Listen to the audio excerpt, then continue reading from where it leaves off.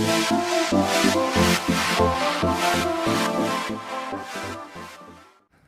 मित्रांनो, GK. With अमितमध्ये आपल्या सर्वांचं पुन्हा एकदा स्वागत आहे. आज आपण बोलणार आहोत कोकणातील खाड्यांचा क्रम. उत्तरेकडून दक्षिणेकडे येत असताना कोकणातील खाड्यांचा क्रम परीक्षेत आपल्याला विचारला जातो. सर्वप्रथम खाडी म्हणजे काय, तर हा आपला महाराष्ट्राचा समुद्र किनारा आहे. समुद्राचे पाणी नदीच्या पात्रामध्ये सह्याद्रीच्या पर्वतावरून ज्या नद्या अरबी समुद्राला जाऊन मिळतात त्या नदीच्या पात्रामध्ये जिथपर्यंत आज समुद्राचा पाण्याचा प्रवाह आलेला असतो त्या भागास काय म्हणतो आपण, खाडी म्हणतो. मग उत्तरेपासून दक्षिणेपर्यंत अशा खाड्यांचा क्रम परीक्षेत आपल्याला विचारला जातो. या खाड्या आपण बघणार आहोत.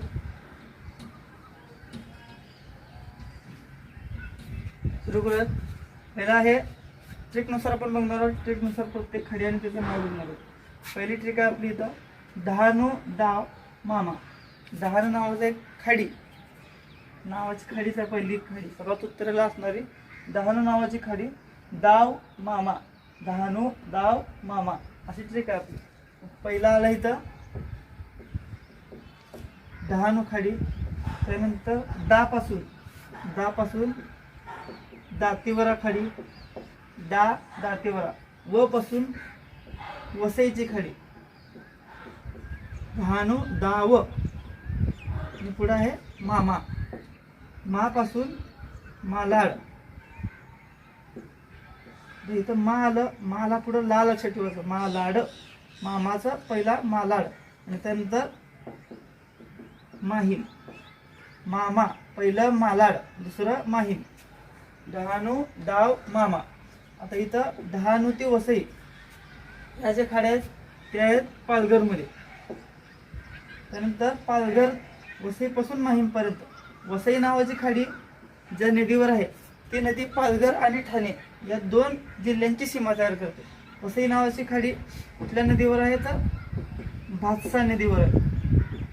कारण खाडी ही नेहमी नदीवर असते त्यामुळे खाड्यांसोबत नद्यांचं सुद्धा आपल्याला तिथं प्रश्न विचारला जातो. पालघर आणि ठाणे या दोन जिल्ह्यांच्या सीमेवर वसई नावाची खाडी आहे.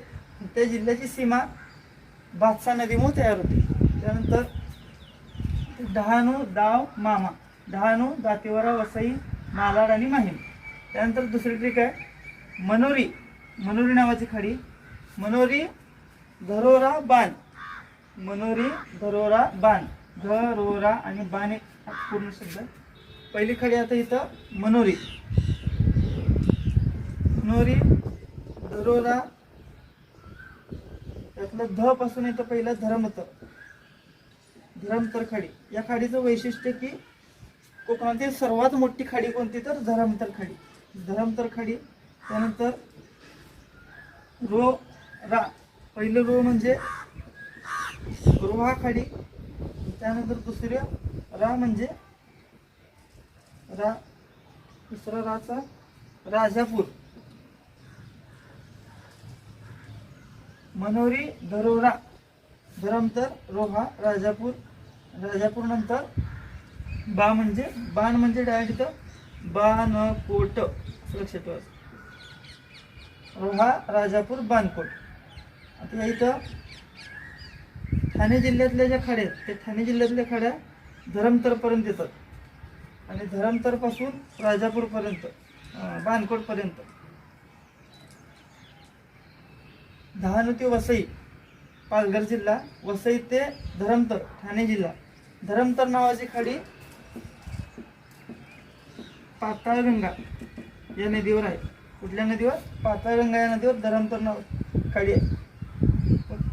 ही नदी ठाणे आणि रायगड. पाताळगंगा नदी ठाणे आणि रायगड या दोन जिल्ह्यांची सीमा इथं ठरवते. या दोन जिल्ह्याच्या सीमेवरून वाहणारी नदी पाताळगंगा आणि त्या नदीवरची खाडी कुठली? धरमतर खाडी. धरमतर रोहा राजापूर या दोन खाड्या रायगडमध्ये येतात आणि बाणकोट नावाची खाडी रायगड आणि खालचा जिल्हा आहे रत्नागिरी. रायगड आणि रत्नागिरी जिल्ह्याची तिथे सीमा बनवते. पुढे बघूयात आता. दुसरी ट्रिक आहे आपली केदाज भापूजई आणि विदे काकते. डहाणू दाव मामा पहिली ट्रिक, डहाणू दाव मामा. त्यानंतर मनोरी धरोरा बाण, मनोरी धरोरा बाण. आणि तिसरी के दाज भापूजै, भापूजै. आणि परत विदे काकते. के दाज पहिला आहे केळशी, दानुसार दाभोळ, दाभोळ नंतर ज पासून जयगड. त्यानंतर जयगड नंतर भा पासून भाटे, भाटे नंतर पू पासून पूर्णगड. आणि शेवटची जैतापूर.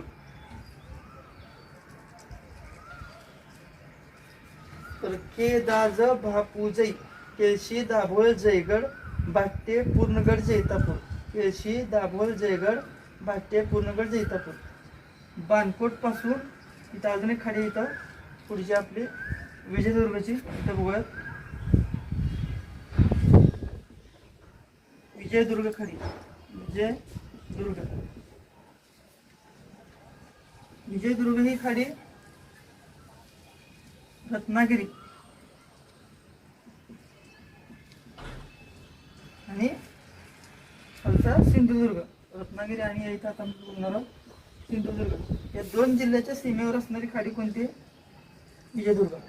तर बाणकोट खाडी ही भातसा, पाताळगंगा,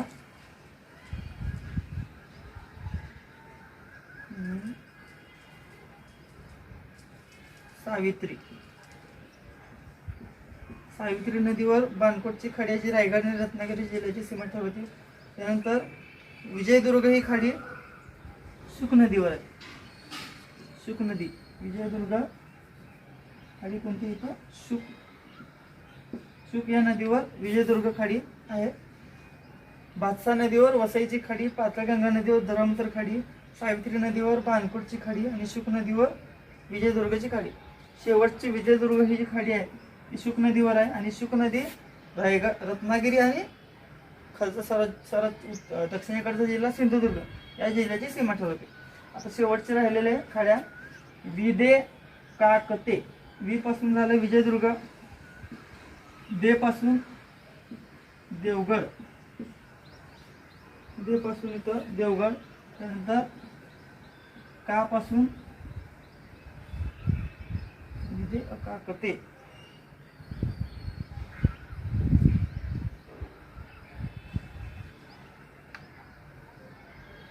पासून काजवी. त्यानंतर एक राहिले आहे खाली विदे काकते, विदे काकते असं लक्षात ठेवायचं. विदे आचरा, काजवी. त्यानंतर आहे काजवी, क पासून परत कर्ली. आणि शेवटची आहे तेरेखोल. सर्वात दक्षिणेकडची खाडी तेरेखोल खाडी. विदे काकते, विदे काकते. केदाज बापूजई विदे काकते. म्हणजे आपल्या खाड्यात सर्वात शेवटची खाडी आहे तेरेखोल. तेरेखोल खाडी. नदी कोणती? तर तेरेखोल या नदीवरच आहे. परीक्षेत उत्तरेकडून दक्षिणेकडे किंवा दक्षिणेकडून उत्तरेकडे खाड्यांचा क्रम विचारला जातो. त्यासोबत कोणती खाडी कोणत्या नदीवर आहे असं सुद्धा प्रश्न येतो. त्यातल्या महत्त्वाच्या खाड्याच्या नद्या आपण बघितल्या भातसा, पाताळगंगा, सावित्री नदी, शुक नदी, तेरेखोल नदी. भातसा नदीवर वसईची खाडी आहे, पाताळगंगा नदीवर धरमतर खाडी आहे. महाराष्ट्रातली सर्वात मोठी खाडी सह्याद्रीच्या पठारातील सर्वात मोठी खाडी धरमतर. त्यानंतर बाणकोट खाडी सावित्री नदीवर, विजयदुर्गची खाडी शुक नदीवर. विजयदुर्ग इथं बघितलं आपण, विजयदुर्ग खाडी शुक नदीवर. आणि शेवटची तेरेखोल नदी, तेरेखोल खाडी नदी सुद्धा तिथं तेरेखोलच आहे. आता या नद्यांचा आणि यांचा क्रम लक्षात ठेवायला अजून एक ट्रिक आहे. वसई, धर, बाण, विजयदुर्गचा. वसई, धर बाण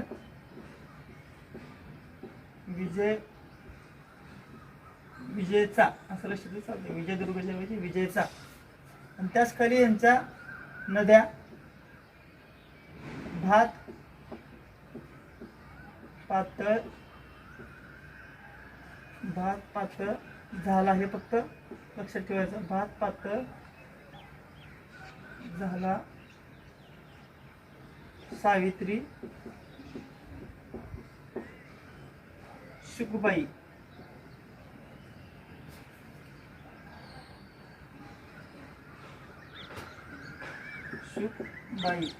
इथं भात पातळ झाला सुनबाई असं सांगायच्या ऐवजी शुकबाई असं आपण लक्षात ठेवायचं. भात पातळ झाला शुकबाई.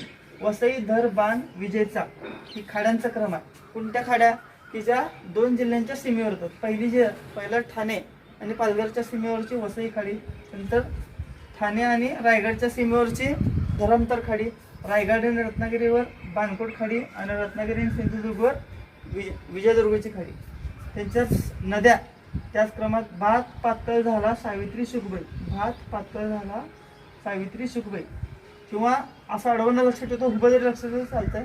वसईचा भात, पातळ धर बाण, सावित्रीचा बाण आणि विजयचा शुक असं जरी लक्षात ठेवलं चालतं. पण हा क्रम आपल्याला महत्वाचा आहे. त्यानंतर आणखीन काही खाड्यांच्या नद्या विचारतात. मालाड नदी. मालाड नाही तर रोहा या खाडीची नदी कोणती आहे? रोहा काळ नदी. त्यानंतर राजापूरला कुंडलिका नदी. तर इथं काकू लक्षात ठेवायचं. पाताळगंगा नंतर काकू सावित्री. नंतर रोहा राजापूर. रोहाला का आणि राजापूरला कू, काकू. रोहाला काळ नदी आणि राजापूरची खाडी कुंडलिका नदी. त्यानंतर इथं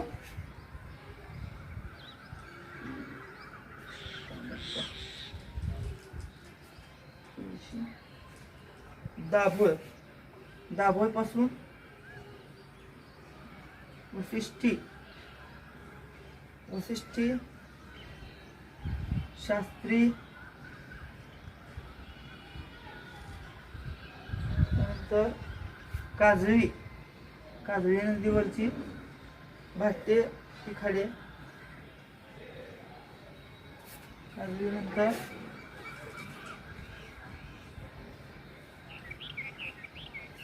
मुचकुंदी आणि जैतापूरला परत येतं काजळी.